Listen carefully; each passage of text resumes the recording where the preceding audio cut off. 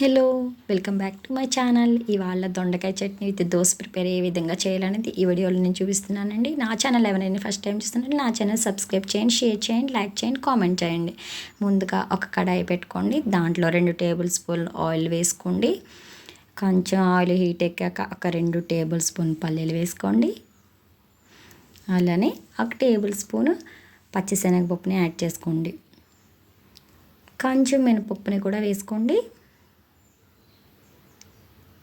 కొంచెం టేస్ట్ ఎక్కువగా ఉండాలి అనుకుంటే కనుక కొంచెం జీలకర్రని కూడా వేసుకోండి. ఇప్పుడు ఒక 2 వెల్లుల్లిపాయ రెబ్బల్ని అలాగే ఒక 3 ఎండుమిర్చిని వేసుకోండి. ఇప్పుడు గ్యాస్ని లో ఫ్లేమ్లో పెట్టి బాగా ఈ విధంగా మిక్స్ చేయండి. నెక్స్ట్ చిన్నగా కట్ చేసుకున్న అల్లం ముక్కల్ని దీంట్లో వేసుకోండి. నా వీడియోస్ కనుక ఎవరైనా ఫస్ట్ టైం చూస్తున్నట్లయితే నా ఛానల్ సబ్స్క్రైబ్ చేయండి, సపోర్ట్ చేయండి. నెక్స్ట్ దీంట్లో కొంచెం కరివేపాకును కూడా వేసుకొని ఈ మిశ్రమాన్ని బాగా డీప్ ఫ్రై చేయండి. ఇప్పుడు దొండకాయ చట్నీ కాబట్టి ముందుగా ప్రిపేర్ చేసుకున్న ఒక 10 దొండకాయలను చిన్న చిన్న ముక్కలుగా కట్ చేసుకుని పక్కన పెట్టుకున్నానండి. ఆ దొండకాయ ముక్కలు మొత్తం దీంట్లోకి యాడ్ చేసుకోండి. చూసారా, ఈ విధంగా యాడ్ చేశాక బాగా మిక్స్ చేయండి. ఈ విధంగా బాగా మిక్స్ చేశాక కొంచెం ఇవి త్వరగా మగ్గడానికి కొంచెం సాల్ట్ని యాడ్ చేయండి. ఇప్పుడు ఒక 2 నిమిషాల పాటు ఫ్రై చేసి దీని మీద ఒక మూత పెట్టి ఒక 5 మినిట్స్ ఇట్లానే మగ్గనివ్వండి. కొంచెం చింతపండు కూడా వేసేయండి.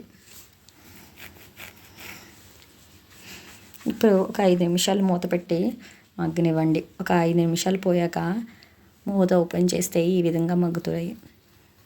ఇప్పుడు దీంట్లో కొంచెం వాటర్ని యాడ్ చేసుకోండి.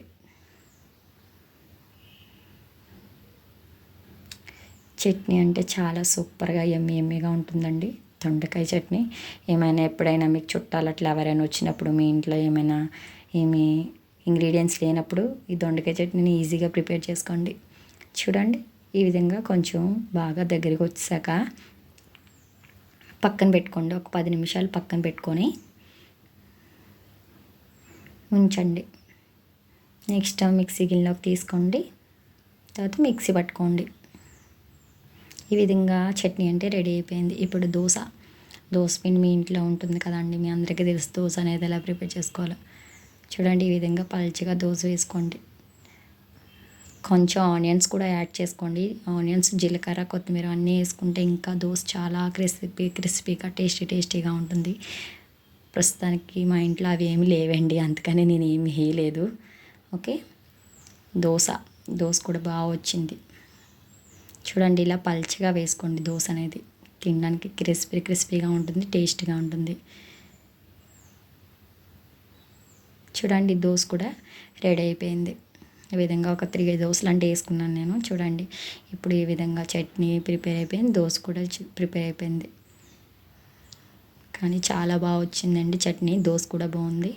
నా వీడియోస్ కనుక ఎవరైనా ఫస్ట్ టైం చూస్తున్నట్లయితే నా ఛానల్ని సబ్స్క్రైబ్ చేయండి, సపోర్ట్ చేయండి. Thank you for all. Thank you so much for watching. Bye.